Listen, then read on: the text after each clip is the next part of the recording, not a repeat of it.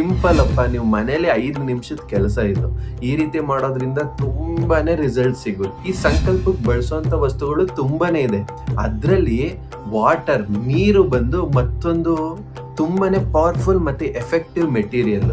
ಮತ್ತೆ ಆ ಪುಣ್ಯವಂತರು ಮುಳುಗೆದ್ದಿರೋ ನೀರಲ್ಲಿರೋ ಪುಣ್ಯ ಶಕ್ತಿ, ಆ ವಾಟರ್ ನನಗೂ ಕೂಡ ಪುಣ್ಯನ ಕೊಡುತ್ತೆ. ನಿಮ್ಗೆ ಗೊತ್ತಿದ್ಯಾ, ನಮ್ಮ ಕಾಯಿಲೆನ ಅಥವಾ ನಮ್ಮ ದೇಹದಲ್ಲಿರೋ ಪ್ರಾಬ್ಲಮ್ಸ್ ನ ನನ್ನ ಮೈಂಡ್ ಇಂದ ಕಮಾಂಡ್ ಮಾಡಿ ಹೋಗಿಸ್ಬೋದು. ಈ ರೀತಿ ಮಾಡೋದ್ರಿಂದ ನಿಮ್ಮ ಎನರ್ಜಿನ ನೀವೇ ಚೇಂಜ್ ಮಾಡ್ತಾ ಹೋಗ್ತೀರಾ. ಆ ವಾಟರ್ ಅದಕ್ಕೆ ಹೆಲ್ಪ್ ಮಾಡುತ್ತೆ. ನಾವು ಅದಕ್ಕೊಂದು ರಿಚುವಲ್ ತರ ಇಟ್ವಿ, ಬಟ್ ಅದು ಸೈಂಟಿಫಿಕ್ ಆಗಿ ಯಾರಿಗೂ ಎಕ್ಸ್ಪ್ಲೇನ್ ಮಾಡಕ್ ಬರ್ಲಿಲ್ಲ. ಅದಕ್ಕೆ ಅದನ್ನೆಲ್ಲ ಬಿಡ್ತಾ ಬಂದ್ರು ನಮ್ಮ ನ್ಯೂ ಜನರೇಷನ್.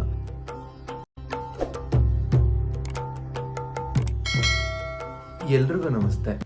ನಾನಿವತ್ತು ನಿಮ್ಗೊಂದು ಟೆಕ್ನಿಕ್ ಹೇಳ್ಕೊಡೋಣ ಅಂತ ಇಷ್ಟಪಡ್ತೀನಿ. ಏನದು ಅಂದ್ರೆ ಸಂಕಲ್ಪ ಧ್ಯಾನ. ಸಂಕಲ್ಪ ಅಂದ್ರೆ ನೀವು ಕೇಳಿದ್ದೀರಾ. ಏನದು ಅಂದ್ರೆ, ನಾವು ಪೂಜೆ ಮಾಡೋ ಮುಂಚೆ ಪೂಜಾರಿಗಳು ಹೇಳ್ತಾರೆ, ನಿಮ್ ವಿಶಸ್ ಏನಿದೆಯೋ ಅಥವಾ ನೀವ್ ಏನ್ ಆಗ್ಬೇಕು ಅಂತ ಪೂಜೆ ಮಾಡ್ತಾ ಇದ್ದೀರೋ ಅದನ್ನ ಹೇಳ್ಕೊಳ್ಳಿ, ದೇವ್ರಿಗೆ ಒಪ್ಪಿಸ್ಬಿಡಿ, ಅದಾದ್ಮೇಲೆ ಪೂಜೆ ಮಾಡಿ ಅಂತ. ಅದಕ್ಕೆ ಅವ್ರೊಂದು ಅಕ್ಷತೆನೋ ಹೂವನೋ ಕೊಡ್ತಾರೆ. ನಾವು ಕೈಯಲ್ಲಿ ಇಟ್ಕೊಂಡು, ದೇವ್ರೆ ನನ್ಗೆ ಈ ಪ್ರಾಬ್ಲಮ್ ಸಾಲ್ವ್ ಮಾಡ್ಕೊಡಪ್ಪ ಅಥವಾ ಈ ರೀತಿ ಏನಾದ್ರೂ ಒಂದು ಕಾಯಿಲೆನ ವಾಸಿ ಮಾಡ್ಕೊಡು ಅಂತ ಕೇಳ್ತೀವಿ. ಇದನ್ನ ಹೇಳ್ತಾರೆ ಸಂಕಲ್ಪ ಅಂತ. ಈ ಸಂಕಲ್ಪಕ್ಕೆ ಬಳಸುವಂತ ವಸ್ತುಗಳು ತುಂಬಾನೇ ಇದೆ. ಅದ್ರಲ್ಲಿ ವಾಟರ್, ನೀರು ಬಂದು ಮತ್ತೊಂದು ತುಂಬಾನೇ ಪವರ್ಫುಲ್ ಮತ್ತೆ ಎಫೆಕ್ಟಿವ್ ಮೆಟೀರಿಯಲ್. ಹೇಗದು ನೀರಿಂದ ಬಳಸ್ಕೊಂಡು ಹೇಗ್ ಸಂಕಲ್ಪ ಮಾಡೋದು? ಸಿಂಪಲ್ ಅಪ್ಪ, ನೀವು ಮನೇಲಿ 5 ನಿಮಿಷದ ಕೆಲಸ ಇದು. ಈ ರೀತಿ ಮಾಡೋದ್ರಿಂದ ತುಂಬಾನೇ ರಿಸಲ್ಟ್ ಸಿಗುತ್ತೆ. ಇದು 200% ನೀವು ಪ್ರಾಕ್ಟೀಸ್ ಮಾಡಿ, ನೀವು ವರ್ಕ್ ಮಾಡಿ, ನೀವು ರಿಸಲ್ಟ್ ನೋಡ್ಬೇಕು. ಯಾಕೆ ಅಂದ್ರೆ, ಈಗ ಫಸ್ಟ್ ಎಲ್ರಿಗೂ ಕ್ವಶನ್ ಬರುತ್ತೆ. ಈಗ ಡೈರೆಕ್ಟ್ ಈ ತರ ನೀರಲ್ಲಿ ಇಟ್ಕೊಂಡು ಈ ಟೆಕ್ನಿಕ್ ಹೇಳ್ಕೊಂಡ್ರೆ ಹೆಂಗ್ ವರ್ಕ್ ಆಗುತ್ತೆ ಇದೆಲ್ಲ ಅಂತ ನಾರ್ಮಲ್ ಆಗಿ ಕ್ವಶನ್ ಬಂದೇ ಬರುತ್ತೆ. ಅದಕ್ಕೆ ಸ್ವಲ್ಪ ಸೈಂಟಿಫಿಕ್ ಆಗಿ ಎಕ್ಸ್ಪ್ಲೇನ್ ಮಾಡ್ಬಿಡ್ತೀನಿ. ಏನಂದ್ರೆ, ಈ ಪ್ರಪಂಚದಲ್ಲಿರೋ ಎಲ್ಲಾ ವಸ್ತುಗಳು ಮ್ಯಾಟರ್ ಇಂದ ಆಗಿದೆ ಅಂತ. ಅಂದ್ರೆ ಅಣುವಿನಿಂದ ಆಗಿದೆ. ಆ ಅಣುಗಳಿಗೆ ಎಲ್ಲದಕ್ಕೂ ಮನ್ಸಿರುತ್ತೆ ಅಂತ. ಇದು ನಿಮ್ಗೆ ಗೊತ್ತಿದೆ ಅಲ್ವೋ? ಈಗ ಸಪೋಸ್ ಒಂದು ಗಿಡದ ಹತ್ರ ಮಾತಾಡ್ಸಿದ್ರೆ ನಾವು ಅದಕ್ಕೆ ಮಾತಾಡ್ತೀವಿ.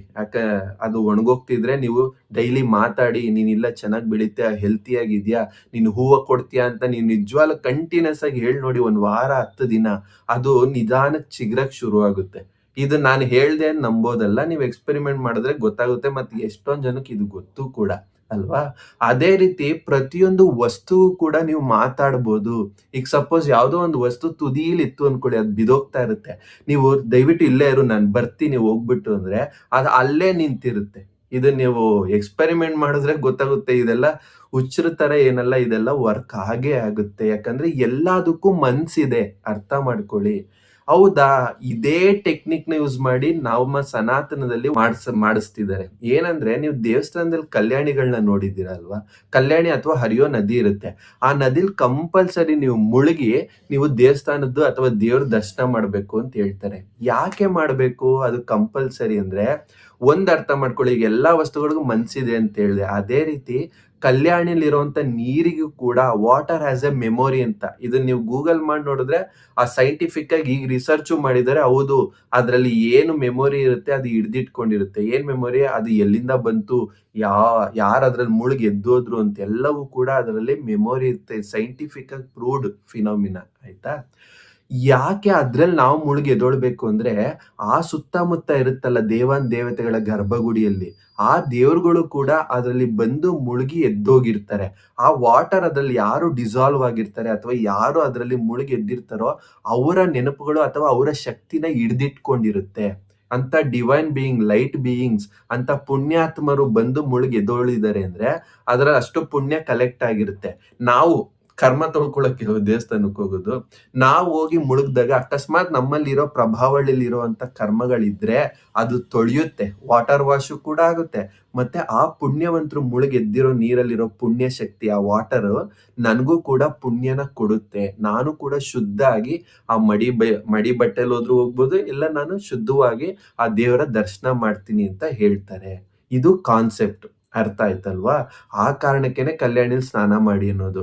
ಈಗ ಮುಳುಗಿ ಎದ್ದು ಆ ಕಲ್ಯಾಣಿನೂ ಕೂಡ ನಾವು ಹಾಳು ಮಾಡ್ತಾ ಇದೀವಿ. ಓಕೆ. ಹರಿಯೋ ನದಿಲಿ ಯಾಕೆ ಸ್ನಾನ ಇಂಪಾರ್ಟೆಂಟ್ ಅಂದ್ರೆ, ಆ ಹರಿಯೋ ನದಿ ಅದು ಕೂಡ ವಾಟರ್ ವಾಶ್ ಮಾಡುತ್ತೆ. ಮತ್ತೆ ಅದು ನಮ್ಮ ನೆಗೆಟಿವ್‌ನ ತೊಳೆಯುತ್ತೆ. ಪುಣ್ಯ ಕೊಡಲ್ಲ. ಬಟ್ ಈ ಕಲ್ಯಾಣಿಗಳೇನಿರುತ್ತಲ್ಲ, ಅದಾಗ್ಲಿ ಮಾನಸ ಸರೋವರದಲ್ಲಿ ಈಗ್ಲೂ ಕೂಡ ದೇವತೆಗಳು ಡಿಪ್ ಆಗಿ ಹೋಗ್ತಾರೆ. ಅದೆಲ್ಲ ನಿಜನೇ ಕೂಡ. ಆ ಕಾರಣಕ್ಕೆ ಹೇಳ್ತಾರೆ ಅಲ್ಲಿ ಡಿಪ್ ಆಗಿ ಎದ್ದು ಹೋಗಿ ಅಂತ. ಈಗ ಇಷ್ಟು ಹೇಳಿದ್ಮೇಲೆ ನಿಮಗ್ ಗೊತ್ತಾಯ್ತು, ಆ ವಾಟರ್ ನಾವ್ ಏನ್ ಹೇಳ್ತೀವೋ ಅಥವಾ ಯಾರು ಮುಳುಗ್ ಎದ್ದೇಳ್ತಾರೋ ಅವ್ರದ್ದು ಮೆಮೊರಿ ಇಟ್ಕೊಂಡಿರುತ್ತೆ, ಆ ಶಕ್ತಿ ಇರುತ್ತೆ ಅನ್ನೋ ಕ್ಲಾರಿಟಿ ಸಿಕ್ಕಿದೆ.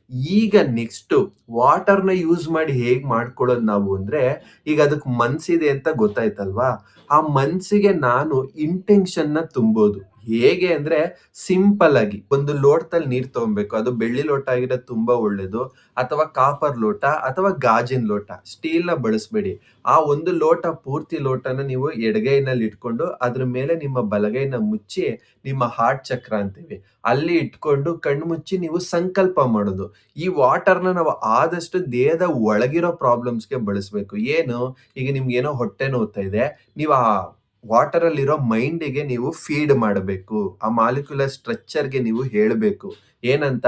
ಈಗ ನನ್ನ ದೇಹದಲ್ಲಿರುವಂತ ಹೊಟ್ಟೆ ನೋವನ್ನ ನೀನು ಹೋಗ್ಸು, ಅಥವಾ ನನ್ನ ತಲೆಯಲ್ಲಿರುವಂತ ನೋವನ್ನ ಹೋಗ್ಸು, ಅಥವಾ ನನ್ಗೇನೋ ಕುಸ್ದಂಗೆ ಭಯ ಆಗ್ತಾ ಇರುತ್ತೆ. ಆ ಭಯನ ನೀನು ಕ್ಲಿಯರ್ ಮಾಡು ಅಂತ ನೀವು ಹೇಳ್ಬೇಕು. ಕಮಾಂಡ್ ಮಾಡಿ ಆ ನೀರ್ಗೆ ಒಂದು 2 ರಿಂದ 3 ನಿಮಿಷ ಅದ್ರ ಮೇಲೆ ಕೈ ಇಡಬೇಕು.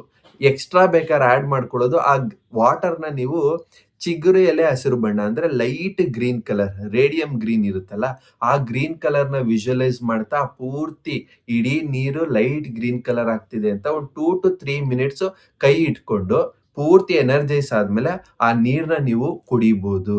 ಈ ರೀತಿ ಸಿಂಪಲ್ ಆಗಿ ಮಾಡೋದ್ರಿಂದ ಆ ವಾಟರ್‌ನ ನೀವು ಎನರ್ಜೈಸ್ ಮಾಡೋ ಟೆಕ್ನಿಕ್. ಮತ್ತೆ ಆ ವಾಟರ್‌ಗೆ ನೀವು ನಿಮ್ಮ ಇಂಟೆನ್ಷನ್‌ನ ತುಂಬ್ತೀರಾ. ಯಾಕೆ ಆ ನೀರು ಒಳಗಡೆ ಹೋಗಿ ಆ ಕೆಲ್ಸನ ನೀನ್ ಮಾಡು ಅಂತ ಹೇಳ್ತೀರಾ, ಕಮಾಂಡ್ ಮಾಡ್ತೀರಾ. ಇದು ಖಂಡಿತ ವರ್ಕ್ ಆಗುತ್ತೆ. ನಿಮ್ಗೆ ಗೊತ್ತಿದ್ಯಾ? ನಮ್ಮ ಕಾಯಿಲೆನ ಅಥವಾ ನಮ್ಮ ದೇಹದಲ್ಲಿರೋ ಪ್ರಾಬ್ಲಮ್ಸ್‌ನ ನನ್ನ ಮೈಂಡಿಂದ ಕಮಾಂಡ್ ಮಾಡಿ ಹೋಗಿಸ್ಬೋದು. ಅದೇ ರೀತಿ ಪ್ರತಿಯೊಂದು ಊಟ ತಿನ್ಬೇಕಾದ್ರೆ ಅಥವಾ ನೀವು ಸುಮ್ನೆ ನೀರ್ ಕುಡಿತಿರ್ತೀವಲ್ವಾ ಡೈಲಿ, ಆ ಟೈಮಲ್ಲಿ ನೀವು ಜಸ್ಟ್ ಕಣ್ಮುಚ್ಚಿ ಒಂದು ಇಂಟೆನ್ಷನ್ ಮಾಡ್ಕೊಂಡು ಕುಡಿಬೋದು. ನನ್ನೊಳಗಡೆ ಯಾಕೋ ಡಿಸ್ಟರ್ಬ್ ಆಗ್ತಿದೆ, ಬೇಜಾರಾಗ್ತಿದೆ, ಅಥವಾ ಏನೋ ಮನಸ್ಥಿತಿ ಸರಿ ಇಲ್ಲ ಅಂದ್ರೆ ನೀವು ಅದಕ್ಕೆ ಫೀಡ್ ಮಾಡಿ ಕುಡಿಯೋದ್ರಿಂದ ಅದು 200% ಕ್ಲಿಯರ್ ಮಾಡುತ್ತೆ. ಅದಕ್ ಬೇಕಾದ್ರೆ ನೀವು ಚಿಟಿಕೆ ಅಷ್ಟು ಪಚ್ಕರ್ಪೂರನ ಯೂಸ್ ಮಾಡಬಹುದು. ಆ ನೀರ್ಗೆ ಹಾಕ್ಬಿಟ್ಟು ಆಮೇಲೆ ಕೈ ಇಟ್ಟು ಇಂಟೆನ್ಷನ್‌ನ ಹೇಳ್ಕೊಂಡು ಗ್ರೀನ್ ಎನರ್ಜಿನ ಫ್ಲೋ ಮಾಡಿ ಆ ನೀರ್‌ನ ಕನ್ಸ್ಯೂಮ್ ಮಾಡ್ಬೋದು. ಇದನ್ನೇ ಹೇಳ್ತಾರೆ ವಾಟರ್ ಸಂಕಲ್ಪ ಮಾಡ್ಕೊಳ್ಳೋದು. ಸಂಕಲ್ಪನ ವಾಟರ್ ಯೂಸ್ ಮಾಡ್ಕೊಂಡು ಮಾಡೋದು ಅಂತ. ಇನ್ನೊಂದ್ ಏನ್ ಮಾಡ್ಬೋದು, ನೀವು ಬೇಕಾದ್ರೆ ಒಂದು ಲೋಟದಲ್ಲಿ ಮತ್ತೆ ನೀರಿಟ್ಟು ರಾತ್ರಿ ಅದನ್ನ ನೀವು ದೇವ್ರ ಮುಂದೆನೋ ಅಥವಾ ನಿಮ್ಮ ಟೇಬಲ್ ಮೇಲೋ ಸಂಕಲ್ಪ ಎಲ್ಲ ಮಾಡ್ತೀರಾ ಕಂಪ್ಲೀಟ್ ಆಗಿ ಈ ರೀತಿ ಕ್ಲಿಯರ್ ಆಗ್ಲಿ ಅಂತ. ಅದನ್ನ ನೀವು ದೇವ್ರ ಮುಂದೆ ಇಟ್ಟು ನಾಳೆ ಬೆಳಗ್ಗೆ ಆ ನೀರ್‌ನ ಎದ್ದಿದ ತಕ್ಷಣನೇ ಕುಡಿಬೋದು. ಸ್ನಾನ ಗೀನ ಏನ್ ಅವಶ್ಯಕತೆ ಇಲ್ಲ. ಈ ರೀತಿ ಮಾಡೋದ್ರಿಂದ ನಿಮ್ಮ ಎನರ್ಜಿನ ನೀವೇ ಚೇಂಜ್ ಮಾಡ್ತಾ ಹೋಗ್ತೀರಾ. ಆ ವಾಟರ್ ಅದಕ್ಕೆ ಹೆಲ್ಪ್ ಮಾಡುತ್ತೆ. ಈ ರೀತಿ ಮಾಡೋದ್ರಿಂದ ನಿಮ್ಮ ಎನರ್ಜಿನ ನೀವೇ ಚೇಂಜ್ ಮಾಡ್ತಾ ಹೋಗ್ತೀರಾ. ಆ ವಾಟರ್ ಅದಕ್ಕೆ ಹೆಲ್ಪ್ ಮಾಡುತ್ತೆ.